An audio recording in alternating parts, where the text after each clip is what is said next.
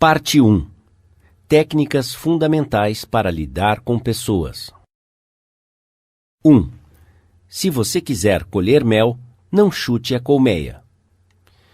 Em 7 de maio de 1931, a mais sensacional perseguição humana que a cidade de Nova York jamais havia conhecido chegou ao seu clímax.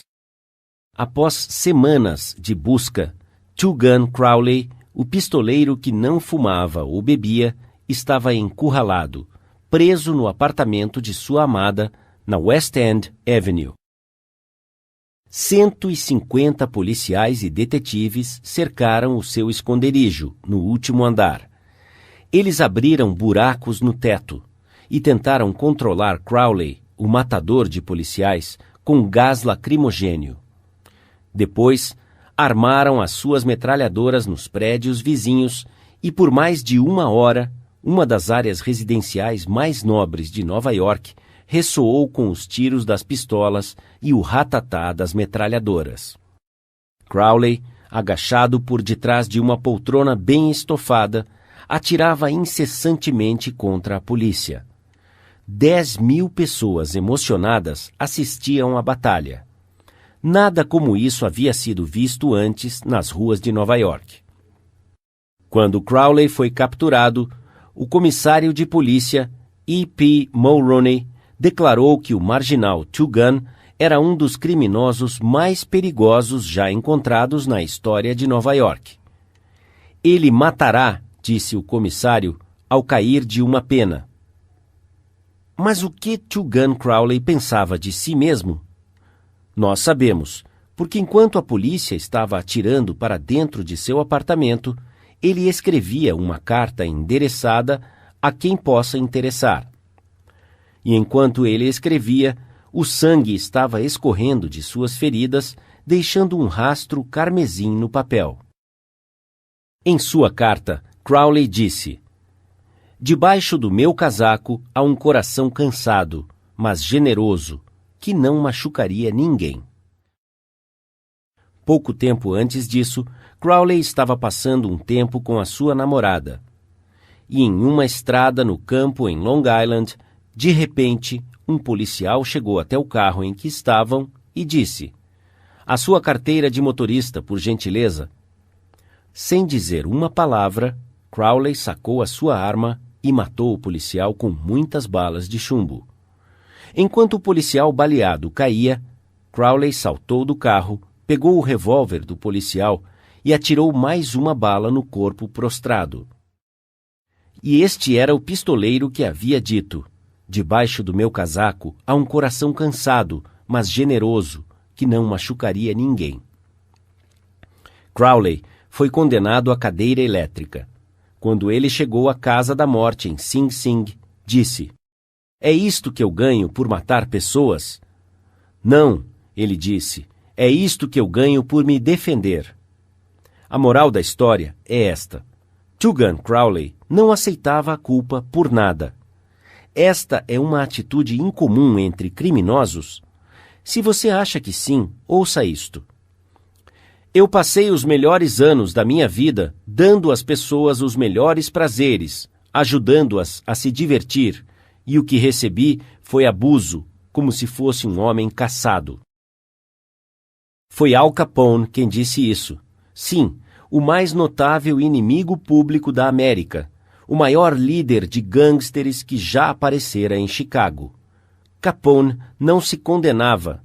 Na verdade, ele se considerava como um benfeitor público não apreciado e mal interpretado. Foi assim com Dutch Schultz. Antes dele sucumbir sob as balas de gangsters em Newark, Dutch Schultz, um dos mais notáveis trapaceadores de Nova York, disse em entrevista para um jornal que ele era um benfeitor público, e ele acreditava nisso. Eu recebi algumas cartas interessantes de Louis Loss, com quem eu me correspondia sobre este assunto. Ele foi diretor da famosa prisão de Sing Sing por muitos anos, e ele declarava que poucos dos criminosos em Sing Sing se consideram homens maus. Eles são tão humanos quanto você e eu. Então, eles raciocinam e explicam. Eles podem te dizer por que eles tinham que tentar abrir um cofre ou ser rápidos no gatilho. A maioria deles tenta, por uma forma de raciocínio, falácia ou lógica, justificar os seus atos antissociais, até para si mesmos, consequente e decididamente afirmando que eles nunca deveriam ter sido presos. Se Al Capone, Two Gun Crowley, Dutch Schultz e os homens e mulheres desesperados atrás das grades de prisões não se culpam por nada, o que podemos dizer sobre as pessoas com as quais você e eu mantemos contato? John Wanamaker, fundador das lojas com o seu nome, certa vez confessou: "Eu aprendi, há 30 anos, que é uma tolice repreender. Já tenho problemas tentando superar as minhas próprias limitações, sem me preocupar com o fato de que Deus decidiu não distribuir o dom da inteligência justamente." Wanamaker aprendeu esta lição cedo, mas eu, pessoalmente, tive que passar por diversas situações neste mundo antigo por 1/3 de um século antes que eu pudesse perceber que 99 entre 100 vezes as pessoas não se criticam por nada, não importa o quanto podem estar erradas. A crítica é fútil porque ela coloca a pessoa na defensiva e, geralmente, faz com que esta tente se justificar. A crítica é perigosa porque ela fere o orgulho precioso da pessoa, fere o seu senso de importância e desperta o ressentimento. B.F. Skinner, o psicólogo mundialmente famoso, provou através de seus experimentos que um animal, recompensado por bom comportamento, irá aprender muito mais rapidamente e reter o que aprende muito mais eficientemente do que um animal que é punido por mau comportamento. Estudos posteriores demonstraram que o mesmo se aplica aos seres humanos. Através da crítica, não fazemos mudanças duradouras e geralmente isso resulta em ressentimento. Hans Selye, outro grande psicólogo, disse: "Com a mesma proporção em que nós buscamos a aprovação, tememos a condenação.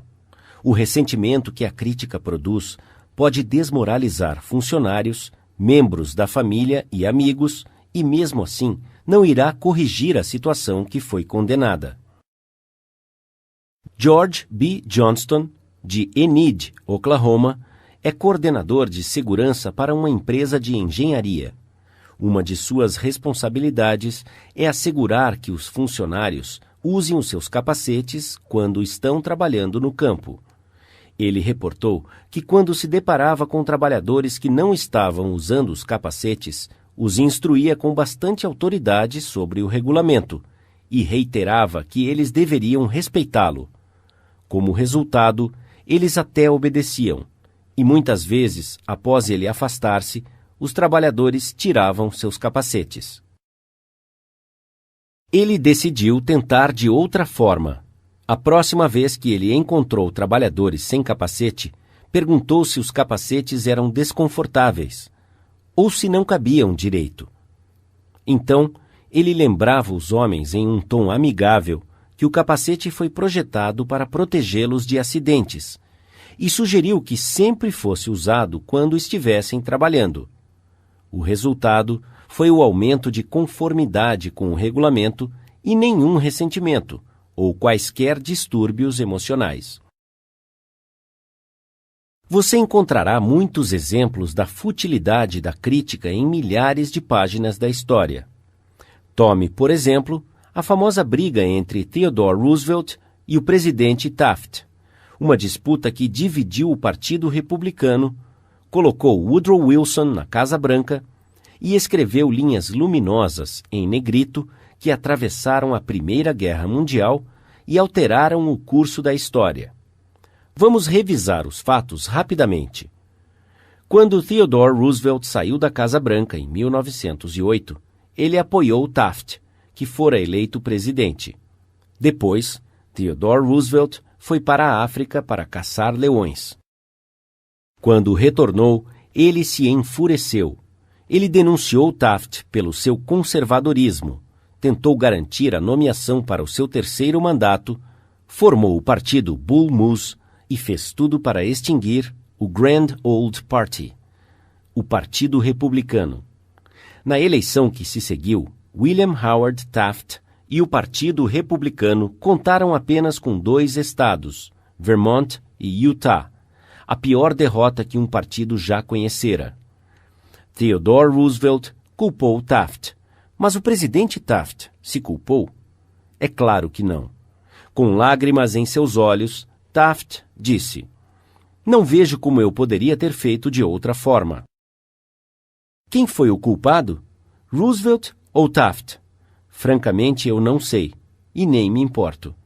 O ponto que estou querendo enfatizar é que toda a crítica de Theodore Roosevelt não conseguiu convencer Taft de que ele estava errado. Ela meramente fez com que Taft tentasse se justificar e a reiterar com lágrimas nos olhos: "Não vejo como eu poderia ter feito de outra forma." Ou tome o escândalo de petróleo da Teapot Dome Oil. Por causa disso, os jornais ficavam ligando indignados no início da década de 1920. Ele chocou a nação. Nada parecido havia acontecido na vida pública americana que alguém pudesse lembrar.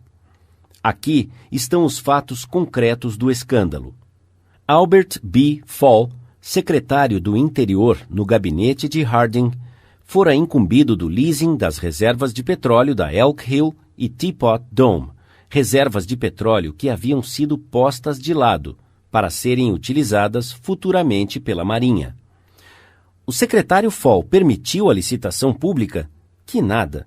Ele entregou o contrato grande e lucrativo diretamente ao seu amigo Edward L. Doheny. E o que Doheny fez? Ele deu ao secretário o que ele, com satisfação, chamou de um empréstimo de $100.000.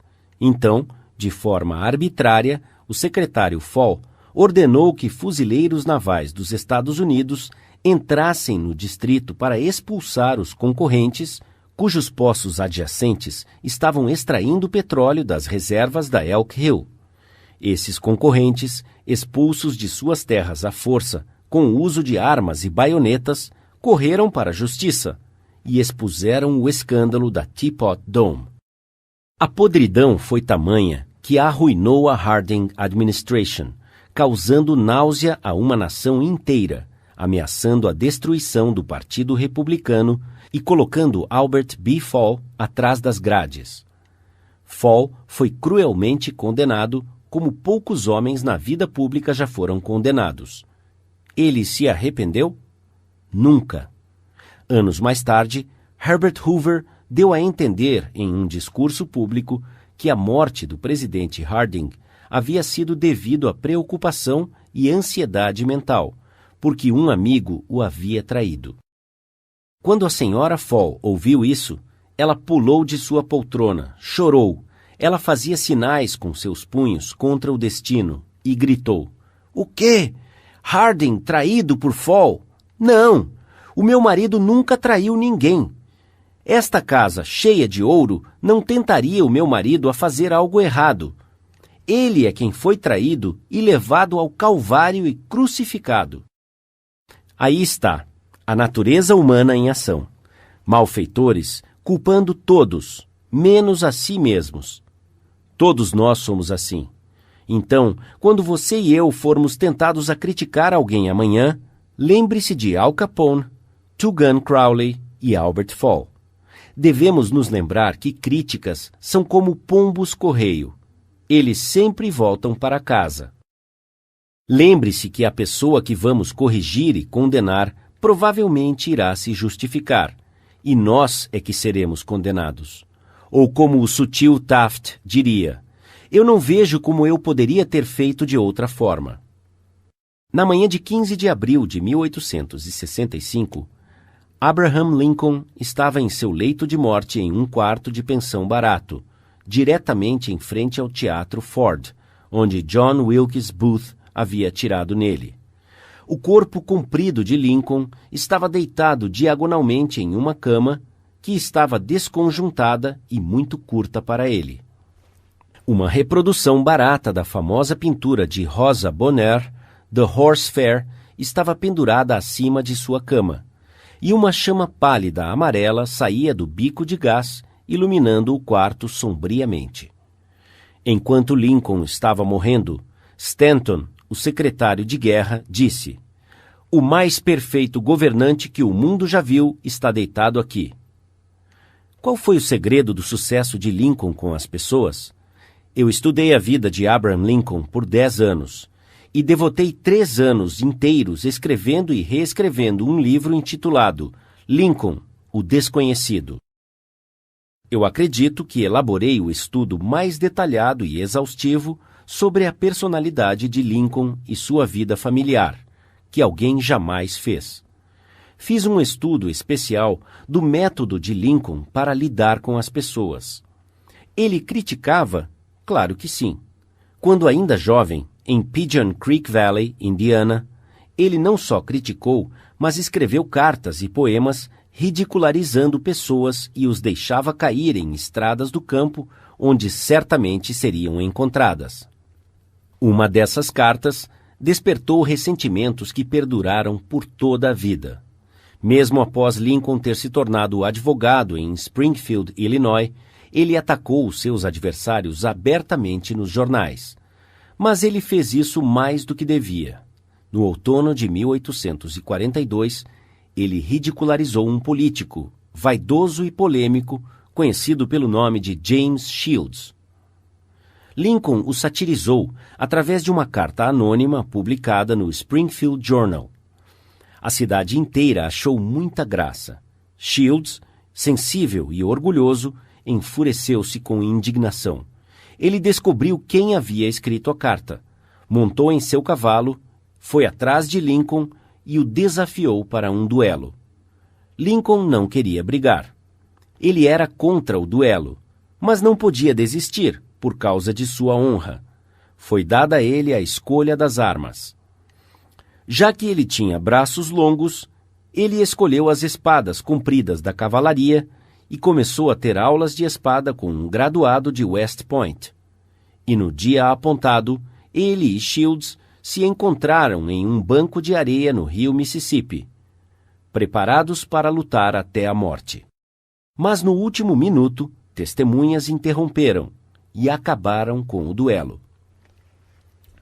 Esse foi o incidente pessoal mais chocante na vida de Lincoln. Ele aprendeu uma lição muito importante na arte de lidar com as pessoas. Ele nunca mais escreveu uma carta ofensiva. Ele nunca mais ridicularizou ninguém. E daquele momento em diante, ele quase não criticava qualquer pessoa por coisa alguma. Durante a Guerra Civil, Lincoln apontou um novo general após outro para liderar o exército de Potomac. E todos, McClellan, Pope, Burnside, Hooker, Meade, falharam tragicamente e levaram Lincoln a andar de um lado para outro em desespero. Metade da nação condenou impiedosamente esses generais incompetentes, mas Lincoln, sem malícia, contra qualquer pessoa, demonstrando solidariedade a todos, manteve a calma. Uma de suas citações favoritas era: "Não julgueis, para que não sejais julgado." E quando a senhora Lincoln e outros falavam asperamente contra o povo do Sul, Lincoln respondia: "Não os critique, eles são simplesmente o que nós seríamos sob as mesmas circunstâncias." Mas, se existisse um homem que tinha motivo para criticar, esse certamente seria Lincoln. Observe esta ilustração. A Batalha de Gettysburg ocorreu nos primeiros 3 dias de julho de 1863. Durante a noite de 4 de julho, Lee saiu em retirada para o sul, enquanto nuvens carregadas inundavam o país com chuva. Quando Lee chegou a Potomac com o seu exército derrotado, ele encontrou um rio transbordante e intransponível à sua frente, e o exército da União, vitorioso, atrás dele. Lee estava numa cilada. Ele não tinha como fugir. Lincoln viu isso. Aqui estava uma oportunidade de ouro que havia caído dos céus, a oportunidade de capturar o exército de Lee e pôr um fim à guerra, imediatamente. Então, com um surto de grande esperança, Lincoln ordenou que Meade não conclamasse um conselho de guerra, mas que atacasse Lee, imediatamente. Lincoln telegrafou suas ordens e enviou um mensageiro especial a Meade, exigindo uma ação imediata. E o que o general Meade fez? Ele fez completamente o oposto. Conclamou um conselho de guerra em violação direta às ordens de Lincoln. Ele hesitou. Ele procrastinou. Telegrafou todo tipo de desculpas. Ele simplesmente recusou-se a atacar Lee. Finalmente, as águas baixaram e Lee escapou sobre o Potomac com as suas forças. Lincoln ficou furioso. Qual é o problema? Lincoln disse ao seu filho Robert: Santo Deus, o que significa isso? Nós os tínhamos em nossas mãos e só precisávamos estender as nossas mãos e eles seriam nossos.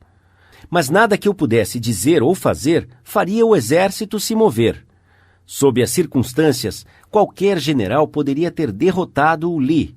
Se eu tivesse ido até lá, eu mesmo teria dado uma surra nele. Completamente desapontado, Lincoln sentou-se e escreveu uma carta para Meade. E lembre-se, foi neste período da vida que Lincoln foi extremamente conservador e refreou-se em sua fraseologia.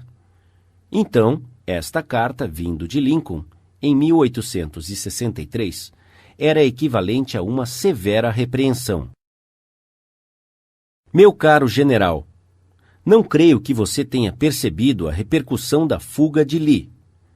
Ele estava em nossas mãos, e se tivéssemos apertado o cerco, juntamente com os outros sucessos que temos obtido recentemente, teríamos posto um fim à guerra. Conforme as coisas estão, a guerra se prorrogará indefinidamente. Se você não pôde atacar Lee na segunda-feira passada com vitória garantida, como é que vai conseguir isso ao sul do Rio, quando você pode levar apenas algumas pessoas consigo, não mais do que 2/3 da força que tinha em mãos na ocasião em questão? Seria irracional esperar, e eu, pessoalmente, não acho que você fará muito.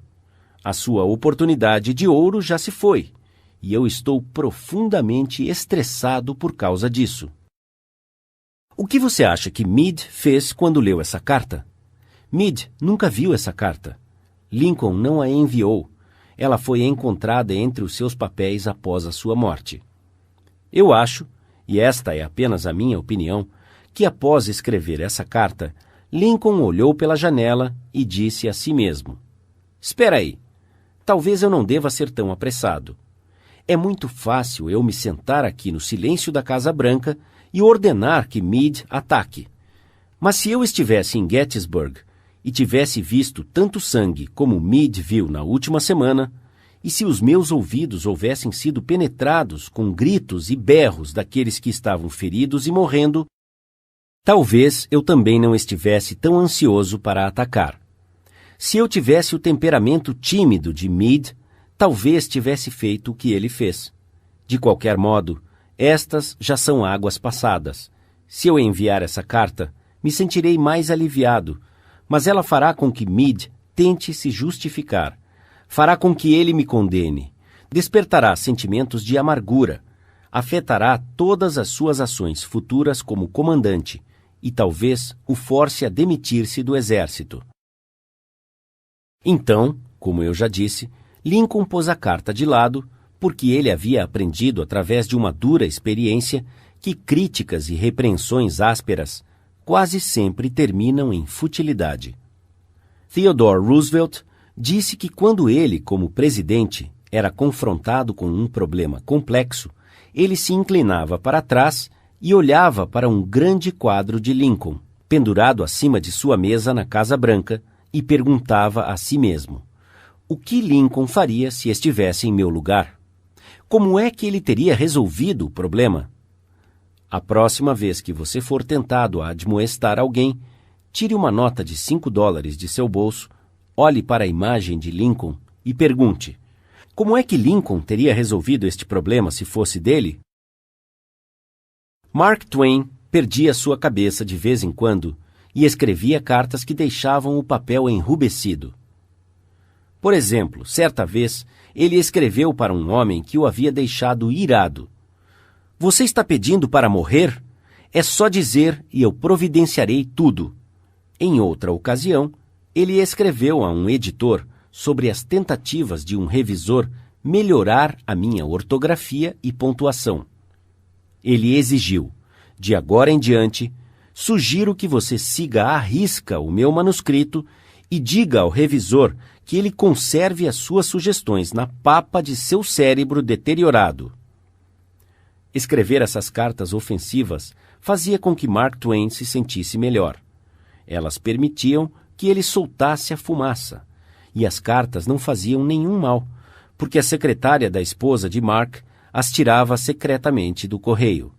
Elas nunca foram enviadas. Você conhece alguém que gostaria de mudar, ajustar e melhorar? Excelente! Isso é muito bom. Eu sou a favor. Mas por que você não começa consigo mesmo? Do ponto de vista puramente egoísta, isso é muito mais proveitoso do que tentar mudar os outros. Sim, e muito menos perigoso. Não reclame sobre a neve no telhado do seu vizinho, disse Confúcio, quando a soleira da sua porta não está limpa. Quando eu era ainda jovem e tentava muito impressionar as pessoas, eu escrevi uma carta tola para Richard Harding Davis, um autor de grande destaque no horizonte literário da América. Eu estava elaborando um artigo de revista sobre autores e pedi que Davis me contasse sobre o seu método de trabalho. Algumas semanas antes, eu havia recebido uma carta de alguém com esta anotação no final: "Ditada, mas não lida." Eu fiquei um tanto impressionado. Senti que o escritor devia ser grande, ocupado e importante. Eu não estava tão ocupado, mas queria muito impressionar Richard Harding Davis. Então concluí o meu bilhete com as palavras: "Ditado, mas não lido." Ele nem se deu o trabalho de responder à minha carta. Ele simplesmente retornou a carta para mim com a seguinte mensagem no final: "A sua falta de educação é suplantada somente pela sua falta de educação." É verdade, eu havia falhado e talvez merecesse esta repreensão. Mas sendo humano, eu a ressentia. Eu me ressenti tanto que quando li sobre a morte de Richard Harding Davis 10 anos mais tarde, o único pensamento que ainda persistia em minha mente, tenho vergonha de admitir, era a mágoa que ele havia me causado. Se você e eu queremos criar um ressentimento amanhã que irá ultrapassar décadas e perdurar até a morte, é só entregar-se a uma crítica dolorosa. Não importa o quanto nós pensamos que ela seja justificada. Quando lidamos com pessoas, devemos nos lembrar que não estamos lidando com criaturas lógicas. Estamos lidando com criaturas emocionais, preconceituosas e motivadas pelo orgulho e pela vaidade. Uma crítica destrutiva fez com que o sensível Thomas Hardy, um dos mais nobres romancistas a agraciar a literatura inglesa, desistisse para sempre de escrever ficção. A crítica levou Thomas Chatterton, o poeta inglês, ao suicídio. Benjamin Franklin, sem muita diplomacia quando jovem, havia se tornado tão diplomático, tão hábil em lidar com as pessoas, que ele foi promovido a embaixador americano na França. Qual foi o segredo de seu sucesso? "Não falarei mal de ninguém", ele disse. "E falarei somente sobre as coisas boas que eu conheço das pessoas." Qualquer tolo pode criticar, condenar e reclamar. E a maioria dos tolos faz justamente isso. Mas é preciso caráter e autocontrole para ser compreensivo e compassivo. Um grande homem demonstra sua grandeza, disse Carlyle, pela forma com que ele trata homens de menor importância. Bob Hoover, um famoso piloto de testes e de shows aéreos, estava retornando ao seu lar em Los Angeles após um show aéreo em San Diego. Conforme ele descreveu na revista Flight Operations, a cerca de 100 metros de altura, os dois motores, de repente, pararam de funcionar. Através da destreza de suas manobras, ele conseguiu pousar o avião, que ficou bastante danificado, apesar de ninguém se machucar. O primeiro ato de Hoover após o pouso de emergência foi inspecionar o combustível da aeronave. Conforme ele havia suspeitado, o avião de hélice da Segunda Guerra Mundial que ele havia pilotado havia sido abastecido com combustível de avião, ao invés de gasolina. Após retornar ao aeroporto, ele pediu para ver o mecânico que havia realizado a manutenção em seu avião. O jovem ficou bastante abalado com o erro que havia cometido. Lágrimas escorriam pelo seu rosto enquanto Hoover se aproximava. Ele havia causado a perda de um avião extremamente caro e poderia ter causado a perda de mais 3 vidas. Você pode imaginar a fúria de Hoover. Podemos até prever a bronca que o mecânico receberia desse piloto orgulhoso e meticuloso por aquele descuido. Mas Hoover não repreendeu o mecânico. Ele nem o criticou. Pelo contrário, ele pôs o seu braço enorme no ombro do jovem e disse: "Para demonstrar que tenho certeza que você jamais fará isso, amanhã quero que você faça a manutenção do meu F-51. Geralmente, os pais são tentados a criticar os seus filhos. Você esperava que eu dissesse, não faça isso, mas não o farei. Eu vou simplesmente dizer. Antes de criticá-los, leia um dos clássicos do jornalismo americano, Father Forgets, O Pai Perdoa. Originalmente, ele apareceu como um editorial no jornal People's Home Journal. Estamos reimprimindo-o aqui, com a permissão do autor, conforme resumido no Reader's Digest. Father Forgets é um daqueles artigos que, elaborados em um momento de profunda sinceridade, toca muitos dos leitores de tal forma que se tornará uma cópia favorita, que será impressa vez após vez e se tornará perene. Desde o seu surgimento, Father Forgets foi reproduzido, escreve o autor, W. Livingston Larned, em centenas de revistas, jornais de empresas e em jornais em todo o país. Foi reimpresso quase que extensivamente em diversos idiomas estrangeiros. Eu, pessoalmente, dei permissão a milhares de pessoas que queriam ler o texto em escolas, igrejas e plataformas montadas para palestras. Já apareceu no ar em inúmeras ocasiões e programas.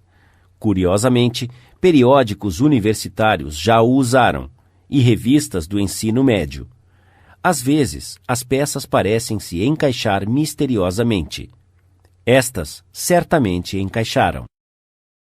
O pai esquece. W. Livingston Larned. Escute, filho. Eu estou dizendo isto enquanto você dorme, debruçado com a sua mãozinha debaixo do seu rosto e os cachinhos dourados, molhados de suor e grudados em sua testa. Eu entrei no seu quarto sozinho.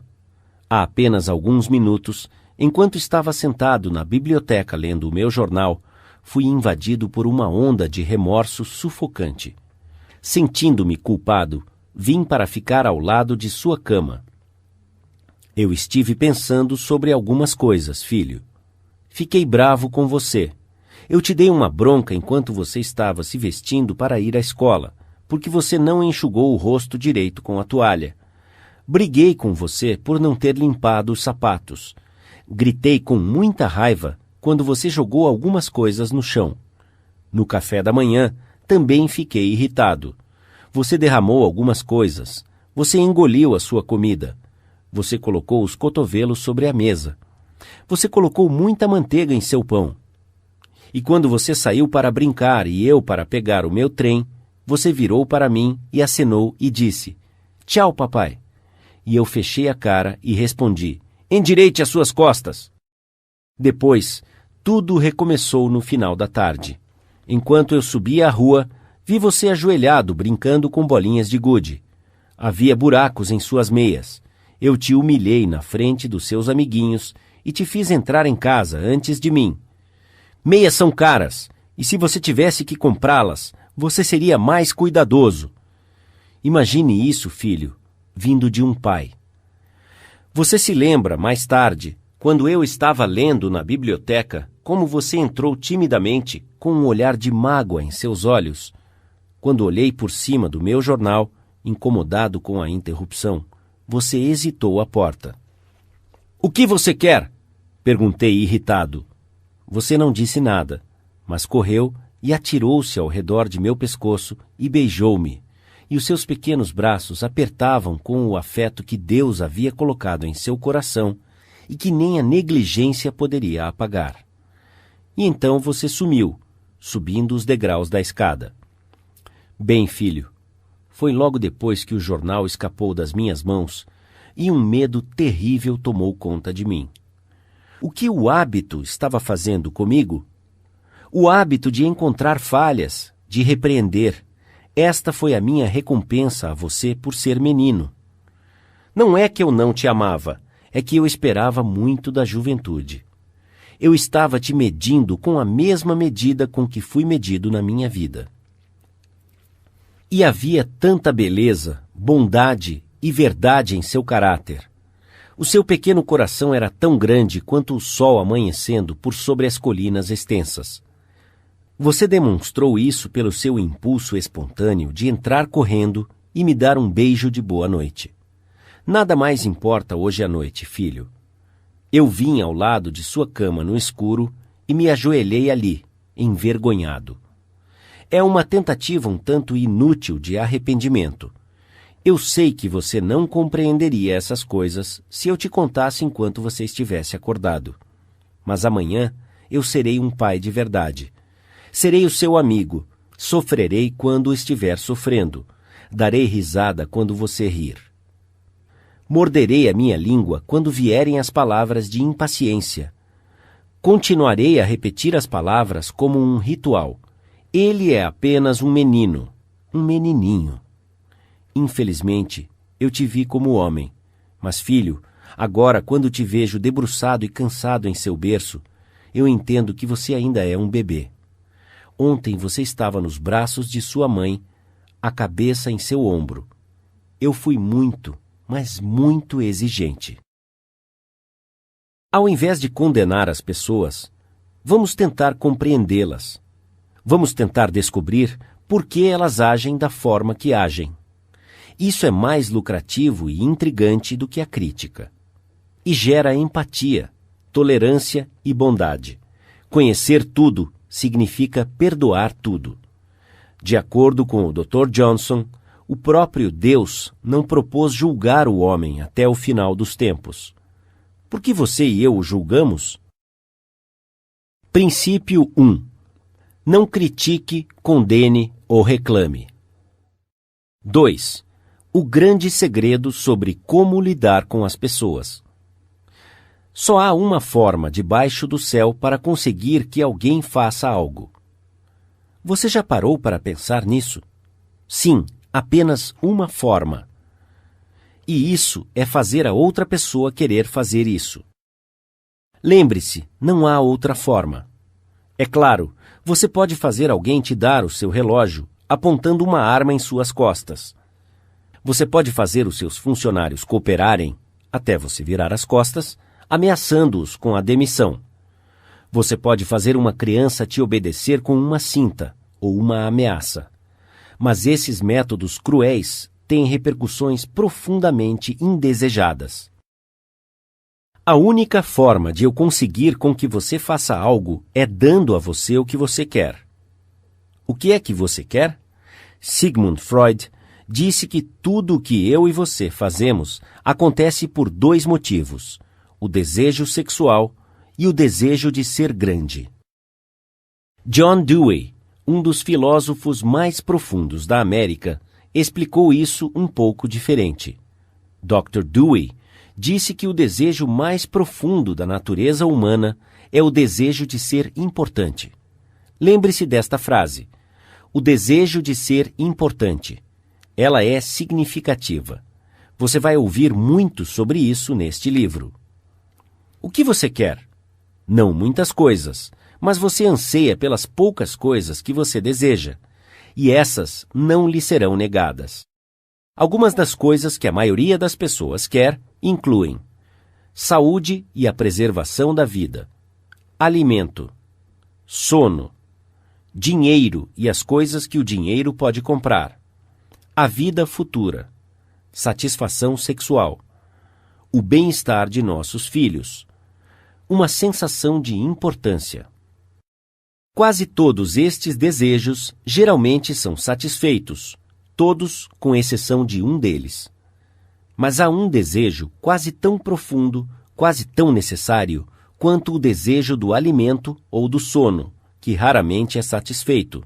É o que Freud chama de o desejo de ser grande. É o que Dewey chama de o desejo de ser importante.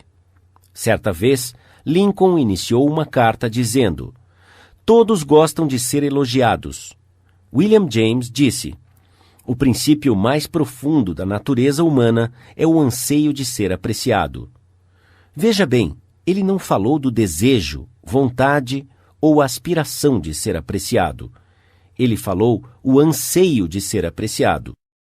Aqui está uma fome humana persistente e resoluta, e o indivíduo que genuinamente satisfaz esse coração faminto terá as pessoas na palma de sua mão, e até o subordinado sentirá a sua falta quando ele morrer.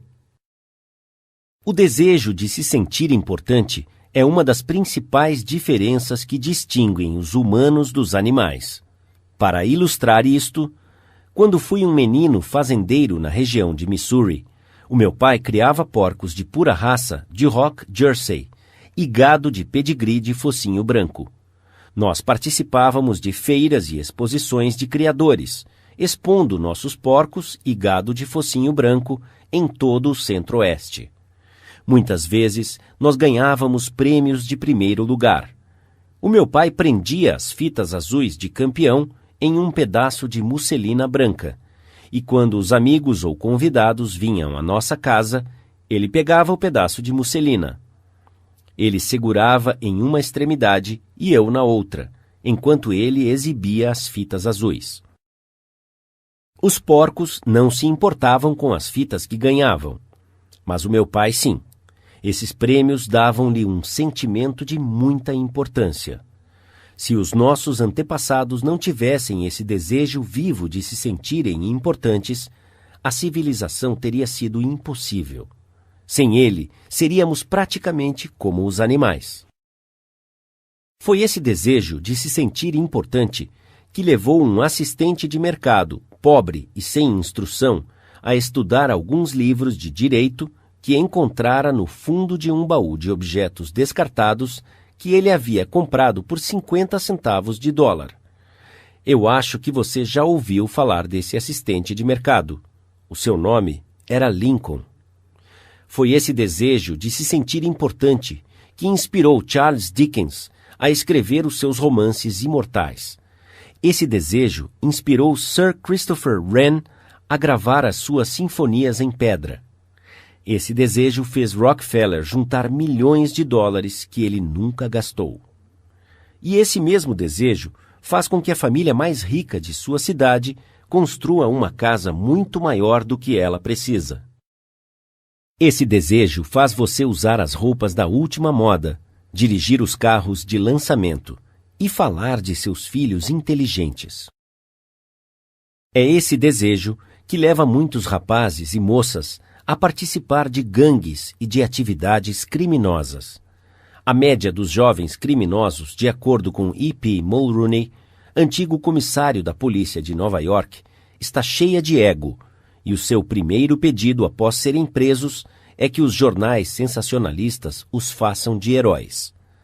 A sensação desagradável de cumprir a sentença na prisão parece remota, contanto que possam sentir-se orgulhosos do fato de que estão aparecendo no espaço ao lado de fotos de desportistas famosos, astros de cinema, artistas de televisão e políticos.